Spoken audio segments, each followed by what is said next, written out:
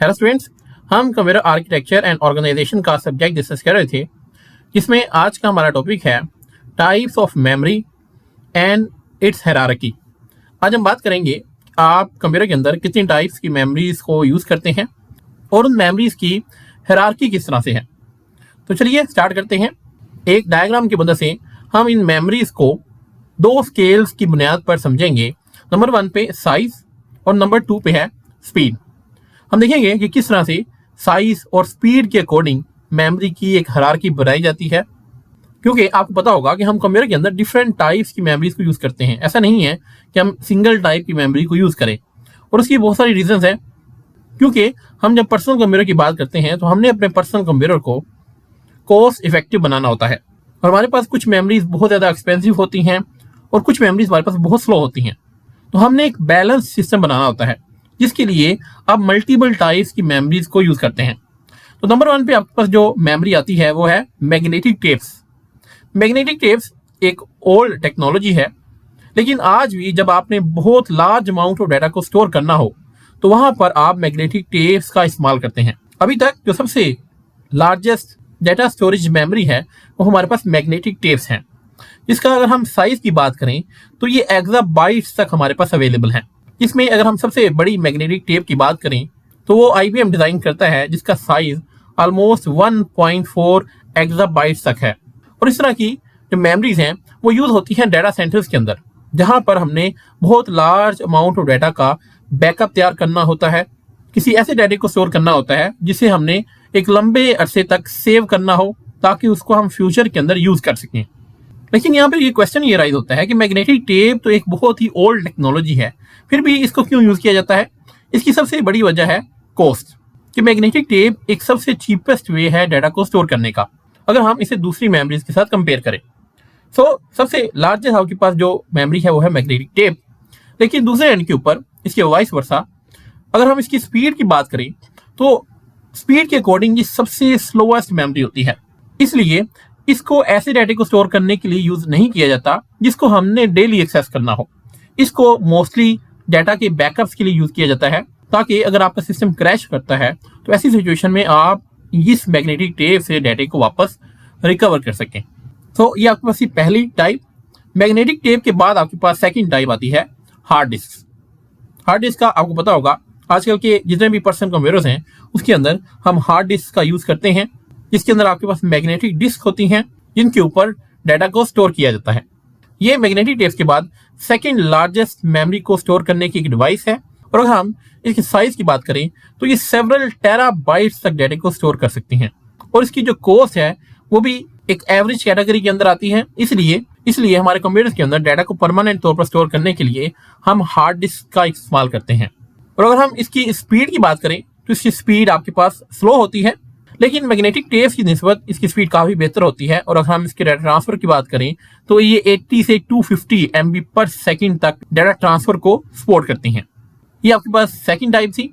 इसके बाद memory hierarchy के अंदर जो थर्ड नंबर पे आपके पास टाइप आती है वो है फ्लैश ड्राइव्स और SSD। SSD आपका नाम सुना होगा, ये आपके पास हार्ड डिस्क के कंपेटिटिव मेमोरी है, जिसको हम हार्ड डिस्क की रिप्लेसमेंट के तौर पर इस्तेमाल करते हैं, लेकिन इसके अंदर कोई मूवमेंट पार्ट नहीं होता। लाइक हार्ड डिस्क के अंदर आपके पास मैग्नेटिक डिस्क होती हैं जिसकी मूवमेंट से डाटा को एक्सेस किया जाता है, जबकि SSDs होती हैं वो एक मेमोरी चिप्स होती हैं जिसके ऊपर डाटा को स्टोर किया जाता है। और क्योंकि इसमें कोई मूवमेंट पार्ट नहीं होता, इसलिए इसकी जो स्पीड है वो हार्ड डिस्क से बेहतर होती है, और ये मेमोरीज भी कई टेराबाइट्स तक डाटा को स्टोर कर सकती हैं। आगे बढ़ने से पहले हमारे चैनल को सब्सक्राइब कर लें ताकि आने वाली तमाम वीडियोस आप तक टाइमली पहुंच सकें। हायरार्की के इस लेवल के अंदर आपके पास फ्लैश ड्राइव्स भी आ जाती हैं। फ्लैश ड्राइव मींस कि आपके पास जो पोर्टेबल मेमोरी डिवाइसेस होती हैं, जिसमें आपके पास USBs हैं, आपके पास एक्सटर्नल हार्ड ड्राइव आ जाती हैं। ये सारी जो मेमोरीज हैं उसको इस थर्ड लेवल पे रखा गया है, जो कि हार्ड डिस्क से साइज में थोड़ा कम है, लेकिन हार्ड डिस्क के कंपैरिजन में की जो स्पीड है उसको हम मीडियम फास्ट में कैटेगराइज करते हैं, कि ये हार्ड डिस्क के कंपैरिजन में बहुत बेहतर आपको स्पीड प्रोवाइड करती है। SSDs के बाद आपके पास आ जाते हैं रैम आपने नाम सुना होगा, रैंडम एक्सेस मेमोरी, जो आप अपने कंप्यूटर के अंदर डाटा को टेम्परेरी तौर पर स्टोर करने के लिए यूज करते हैं, जिसे आप अपने कंप्यूटर का वर्किंग एरिया भी कहते हैं। जितने भी आप कंप्यूटर के अंदर प्रोग्राम्स चलाते हैं, सॉफ्टवेयर चलाते हैं, वो सबसे पहले आपकी इस रैम के अंदर लोड होते हैं, और फिर वो एग्जीक्यूट होते हैं। और अगर हम इसके साइज की बात करें तो ये कई गीगाबाइट्स तक आपको मिल जाती हैं। और इसकी रीजन ये है कि ये क्योंकि बहुत ज्यादा कॉस्टली होती हैं, इसलिए हम अपने कंप्यूटर के अंदर एक लिमिटेड साइज की रैम यूज कर सकते हैं।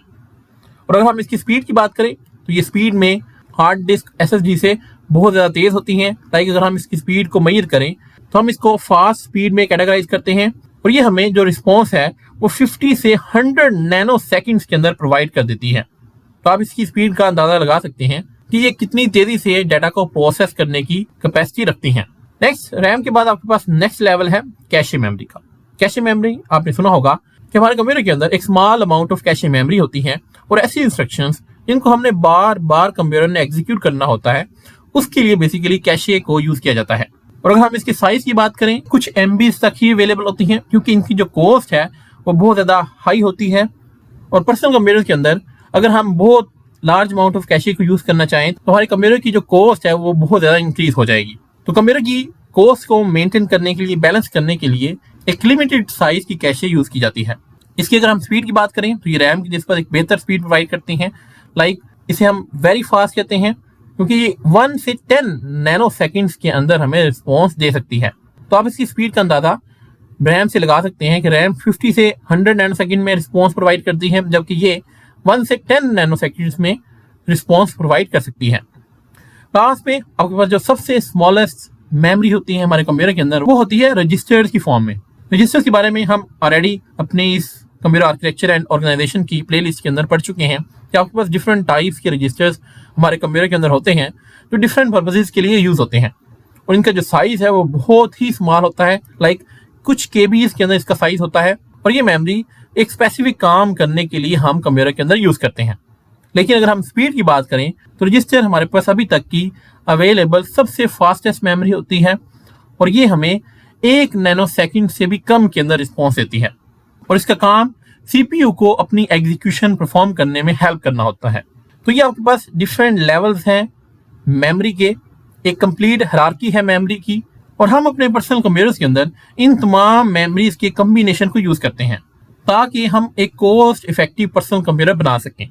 अप से डाउनवर्ड मूव करते जाएंगे, आपकी जो मेमोरी का साइज है वो कम होता जाएगा, लेकिन आपकी मेमोरी की जो स्पीड है वो इंक्रीज होती जाएगी। लाइक मैग्नेटिक टेप सबसे लार्ज मेमोरी होती है लेकिन इसकी स्पीड सबसे स्लो होती है। उसके बाद हार्ड डिस्क, देन आपके पास फ्लैश ड्राइव SSD आ जाती हैं, देन रैम, देन कैशे और देन रजिस्टर्स।